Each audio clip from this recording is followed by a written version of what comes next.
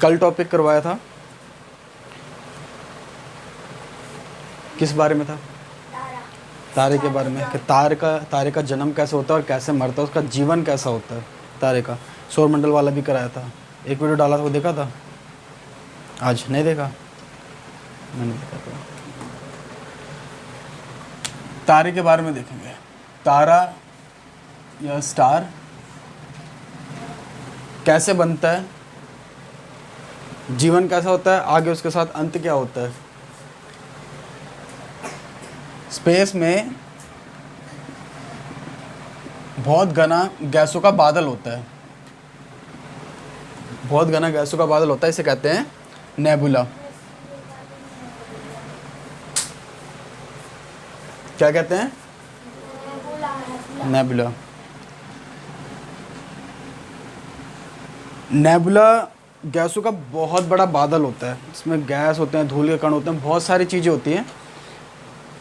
एक gravitational force की वजह से, ग्रेविटेशनल पुल की वजह से या गुरुत्वाकर्षण दबाव की वजह से एक जगह इकट्ठा होने लग जाते हैं, सेंट्रलाइज होने लग जाता है।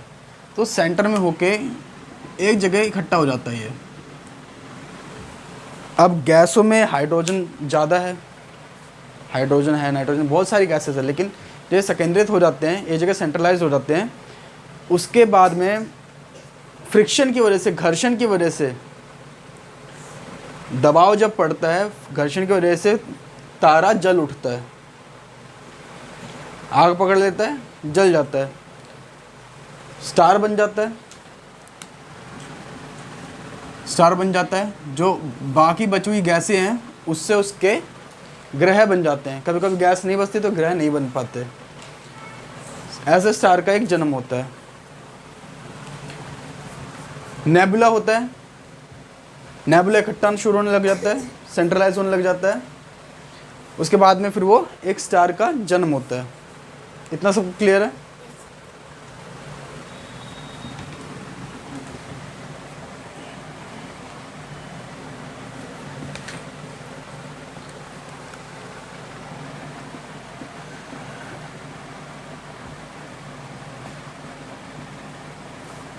जब नेबुला से स्टार बन जाता है, अब हम बात करें जैसे अपने सूर्य के बारे में बात करें, हमारा सन, इसका जो फ्यूल है वो है हाइड्रोजन। क्या है? हाइड्रोजन। हाइड्रोजन जलता है, इसमें से हीट बनते हैं, लाइट बनते हैं। स्टार की कोई भी स्टार होता है, उसकी डेफिनेशन है, हम किस चीज़ को स्टार बोल सकते हैं? जिसका खुद का हीट हो और लाइट हो। किसको आ रही है खांसी? मुंह पे कपड़ा रख ले। कोई भी स्टार जिसका खुद का हीट और लाइट हो, कोई भी चीज, कोई भी आकाशीय पिंड जिसका खुद का हीट और खुद का लाइट हो, वह स्टार है। जो खुद से ही लाइट प्रोड्यूस करता हो और खुद से ही हीट जनरेट करता हो, वो स्टार है। अब इसमें हमारे सन में हाइड्रोजन है, हाइड्रोजन हीलियम में बदलता है, हाइड्रोजन हीलियम में बदलता है। किस प्रक्रिया द्वारा? फ्यूजन।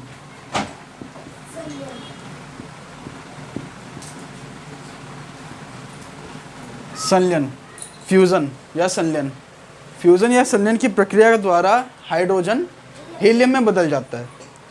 और जो हाइड्रोजन है यहाँ पे, जो हाइड्रोजन है स्टार में, हमारे सन में, वो प्लाज्मा स्टेज में है। प्लाज्मा स्टेज है। प्लाज्मा क्या होता है पता है? जैसे कोई भी चीज़, वस्तु जो पूरी तरह से गीली ना हो, पूरी तरह सूखी ना हो, जैसे घी होता है या वोल्केनिक लावा होता है, ज्वालामुखी से जो लावा निकलता है, कीचड़ जैसा कुछ, ये जिस स्टेज में होता है उसे प्लाज्मा कहते हैं। प्लाज्मा स्टेज में होता है। नेबुला संकेंद्रित होता है, स्टार बनता है, हमारा स्टार है सूर्य, उसमें फ्यूजन होता है। फ्यूजन में क्या होता है? हाइड्रोजन हीलियम में बदलता है। हाइड्रोजन जो है इसके अंदर में, वह प्लाज्मा स्टेज में है। क्लियर है इसमें? अब जब कोई तारा अपनी ज़िंदगी जी लेता है, उसके जब मरने का समय आ जाता है, क्योंकि कोई भी चीज़ यहाँ पे परमानेंट नहीं है, सब टेम्परेरी है। हम लोग हैं, तुम लोग हो, अभी जी रहे हैं, एक टाइम आ जाएगा हम मर जाएंगे, ख़त्म हो जाएंगे, फिर नई पीढ़ी आएगी। इसके साथ भी होता है, इसने जन्म लिया, ये भी मर जाएगा। जब इसके मरने का टाइम नज़दीक आता है तो इसके साथ में कई तरह की कंडीशन होती है, मैं दिखाता हूँ। पहले ये बनेगा सुपर रेड जाइंट या लाल दानव। क्या बनेगा? लाल दानव। इसका आकार बढ़ जाएगा, बहुत ज़्यादा हो जाएगा। अभी सपोज करो जैसे अभी ये है स्टार, ये एक पहला ग्रह, दूसरा ग्रह, ये तीसरा ग्रह।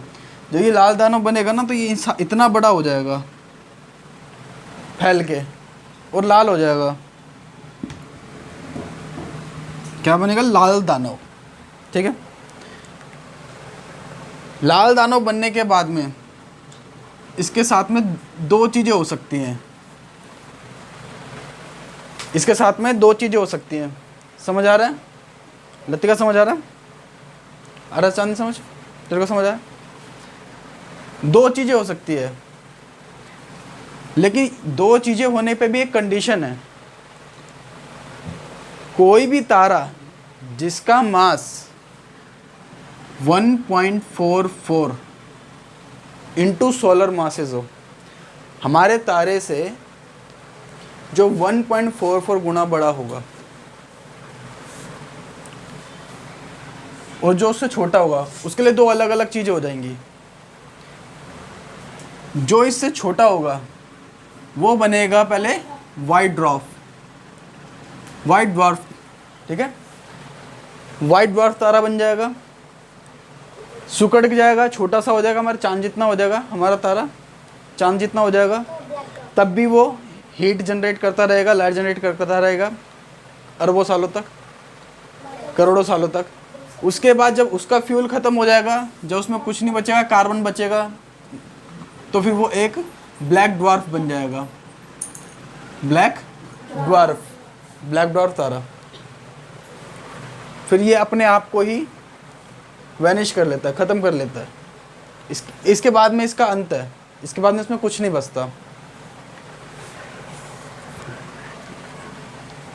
अगर किसी का भी सोलर मास 1.44 से बड़ा है, ये चीज़ पहले समझ लो, ये क्या है? इसको कहते हैं चंद्रशेखर सीमा।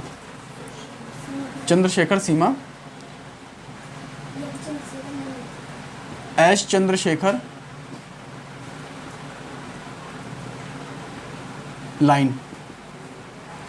हमारे साइंटिस्ट थे एक एस चंद्रशेखर, उन्होंने इसको इन्वेंट किया था, इसके बारे में बताया था, इसलिए इसको चंद्रशेखर लाइन या चंद्रशेखर सीमा कहा जाता है। 1.44। अगर कोई भी तारा जिसका मास 1.44 इंटू सोलर मास हो, सोलर मास मतलब जो हमारे तारे का जो मास है, अगर इससे बड़ा होता है तो वो विस्फोट कर जाएगा, ब्लास्ट हो जाएगा। ब्लास्ट हो जाएगा, इसे कहते हैं सुपरनोवा। सुपरनोवा विस्फोट। यहां तक समझ आ गया? नेबुला से तारा बना, तारा रेड जाइंट बन गया। अगर उसका सोलर मास 1.44 से कम है, अगर उसका चंद्रशेखर लाइन से मास इसका कम है, 1.44 से कम है, तो पहले वाइट ड्वार्फ बनेगा, फिर ब्लैक ड्वार्फ तारा बन जाएगा। ठीक है। लेकिन अगर कोई भी तारा रेड जाइंट बनने के बाद उसका सोलर मास 1.55 से बड़ा है,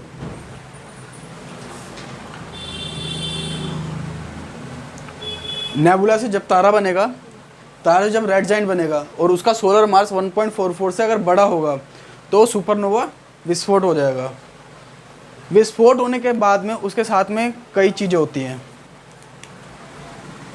विस्फोट होने के बाद में कई चीज़ें होती हैं उसके साथ में, या वो ब्लैक होल बन जाएगा।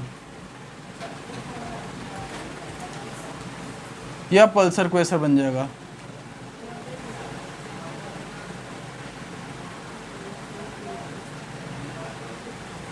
या फिर न्यूट्रॉन स्टार।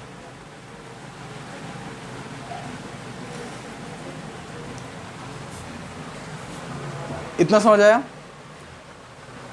ये लाइफ साइकिल है इसका। नेबुला बादल होते हैं गैसों के, संकेंद्रित होते हैं, स्टार बनता है, स्टार फ्यूज़न करता है जब, तो उसमें हीट निकलती है, लाइट निकलती है, हाइड्रोजन हीलियम में बदलता है फ्यूज़न प्रक्रिया से। उसके बाद वो जब ज़िंदगी जी लेता है तो रेड जाइंट बन जाता है।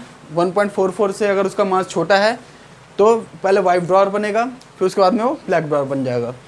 अगर रेड जाइंट बनने के बाद में उसका मास 1.44 से बड़ा है तो वो सुपरनोवा विस्फोट कर जाएगा। फिर उसके बाद में 3 चीज़ें बनेगी, या तो ब्लैक होल बनेगा, या पल्सर क्वेसर बन जाएगा, या फिर न्यूट्रॉन स्टार बन जाएगा। अब इसमें एक चीज़ समझो, अगर कोई गुब्बारा है, उसकी लिमिट है कि वो इतना ही फूल सकता है सिर्फ। तुमने उसमें इतनी हवा भर दी और रख दिया, एक टाइम आएगा वो धीरे धीरे धीरे धीरे पिचक जाएगा, ख़त्म हो जाएगा, छोटा हो जाएगा। लेकिन उसका इतनी ही स्पेस है उसके अंदर में, और तुमने उसमें इतनी हवा भर दी तो फट जाएगा, चिथड़े चिथड़े हो जाएंगे ना। लिमिट से ज़्यादा चीज़ हो जाती है उसके अंदर में। स्टार के साथ ऐसा होता है, जब वह अपना, उसके अंदर ग्रेविटी बहुत ज़्यादा होती है, वो जब फ्यूज़न करता है, जब अपना अंदर ही सारी चीज़ें लेने लग जाता है, जब हीलियम में बदलता है, हीलियम जब जलता है, बहुत हैवी मेटल बनते हैं, वो उसके अंदर में ग्रेविटी की वजह से अंदर जुड़ने लग जाते हैं। जब वो फोर्स उसको संभाल नहीं पाती तो वो विस्फोट कर जाता है। आ रहा है समझ? विस्फोट किस कंडीशन में करेगा? जब साइज़ बड़ा हो। जैसे मैंने अभी गुब्बारे बताया, अगर उसको इतना ही स्पेस है, इतना ही स्पेस है और उसमें इतनी हवा भर दी तो वो फट जाएगा। ठीक। अब ब्लैक होल क्या होता है? ये फट गया, ब्लैक होल बन गया। ब्लैक होल का ग्रेविटी इतना ज़्यादा होता है कि इसमें से लाइट भी बाहर नहीं आती। लाइट भी बेंड कर दे तो लाइट भी बाहर नहीं आती, इसमें से कोई भी चीज़ इसके पास में नहीं आती। हमारी जो गैलेक्सी है उसके बीच में भी एक ब्लैक होल है जो बांधे रखता है कई चीज़ों को। ये बहुत ज़्यादा ग्रेविटी होती है इसके अंदर में। पल्सर क्वेसर ऐसे स्टार्स होते हैं जो एक एक सेकंड में कई बार घूम जाते हैं। हमारे धरती को अपने एक्सिस पे घूमने के लिए 24 घंटे लगते हैं, लेकिन पल्सर क्वेसर ऐसे होते हैं जिनको एक सेकंड में कई हज़ार बार चक्कर लगा लेते हैं। इनका मैग्नेटिक फील्ड बहुत ज़्यादा होता है। अगर ये घूमते घूमते ये फट जाता है तो इसमें गामा रे बस्ट निकलता है, गामा रेज निकलती है, उसके बीच में कोई भी चीज़ आ जाएगी, ख़त्म हो जाएगी। न्यूट्रॉन स्टार होते हैं, इनका अपना कोई भी चार्ज नहीं होता। अंत में क्या करते हैं, ये भी फटते हैं, ये भी ख़त्म हो जाते हैं, वैनिश हो जाते हैं, और फिर से वही लाइफ साइकिल चालू हो जाता है। धूल के कण, नेबुला बनेगा, नेबुला में नए नए तारे का जन्म होगा, उनके नए तारे बनेंगे, उनके प्लैनेट्स बनेंगे। एक टाइम वो जलेगा, बड़ा तारा बन जाएगा, सुपर जाइंट बन जाएगा, रेड जाइंट हो जाएगा, वो लाल दानव बन जाएगा। उसकी चंद्रशेखर सीमा से अगर वो छोटा है तो वाइट ड्वार्फ बन जाएगा। अगर उसके बाद में वो ब्लैक ड्वार्फ बन जाएगा और ख़त्म हो जाएगा। लेकिन अगर रेड जाइंट, ये हमारा जो तारा है, ये कोई भी तारा जो 1.44 चंद्रशेखर लाइन से अगर उसका मास ज़्यादा है तो वो सुपरनोवा विस्फोट हो जाएगा। सुपरनोवा विस्फोट होने के बाद में वो ब्लैक होल बन जाएगा, पल्सर क्वेसर बन जाएगा, या न्यूट्रॉन स्टार बन जाएगा। इतना सा ही लाइफ साइकिल है। कोई भी तारा, हम किस चीज़ को तारा कह सकते हैं? कोई भी खगोलीय पिंड, आकाशीय पिंड जिसका खुद का हीट हो, खुद का लाइट हो। कोई भी चीज़ अगर वो खुद से ही हीट प्रोड्यूस करती हो या खुद से लाइट प्रोड्यूस करती हो तो वो तारा है। हमारे तारे का नाम है सन। ऐसी बहुत सारे तारे हैं जिनके नाम हैं। आ रहा समझ? तेरे को आया समझ? क्या होता है ये? हैं? नेबुला क्या होता है?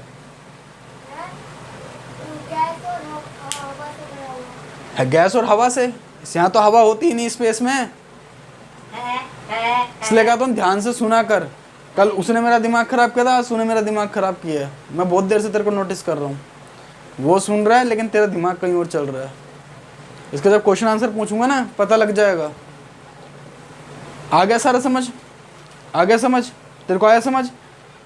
नेबुला होता है गैसों का बहुत बड़ा बादल होता है, एक ग्रेविटेशनल पुल की वजह से वो इकट्ठा होता है, घर्षण की वजह से वो जल उठता है। उसमें फ्यूल में हाइड्रोजन होता है, हाइड्रोजन फ्यूजन की प्रक्रिया द्वारा हीलियम में बदलता है, जिससे हीट निकलती है और लाइट निकलती है। आया लतिका समझ? गैसों का बादल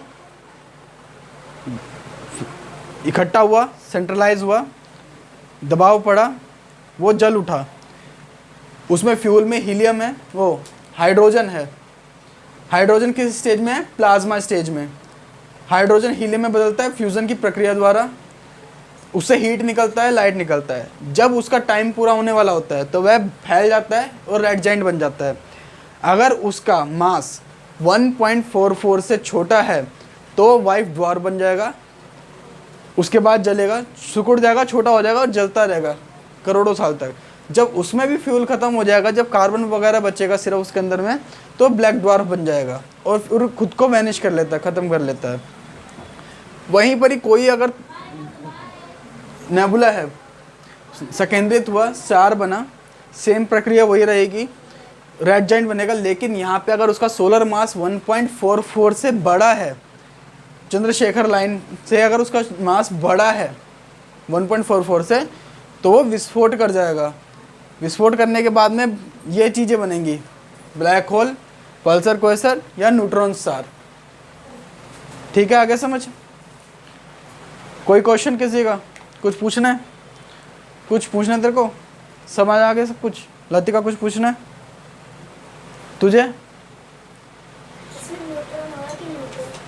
न्यूट्रॉन, न्यूट्रॉन, न्यूट्रॉन स्टार।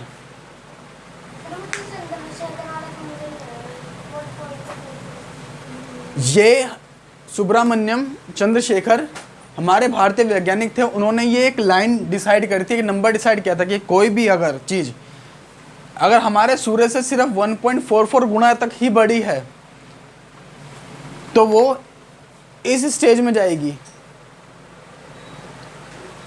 वो फटेगी नहीं, वो वाइट ड्वार्फ बन जाएगा या ब्लैक ड्वार्फ बन जाएगा। लेकिन अगर कोई इससे बड़ा हुआ मास में 1.45 भी हुआ ना अगर वो, तो वो विस्फोट कर जाएगा। ये नंबर निकालने वाले, ये लिमिट निकालने वाले चंद्रशेखर थे, एस चंद्रशेखर, जिनके नाम पे इसको चंद्रशेखर लाइन दिया गया नाम। ठीक है, आ गया सबको समझ? ठीक है।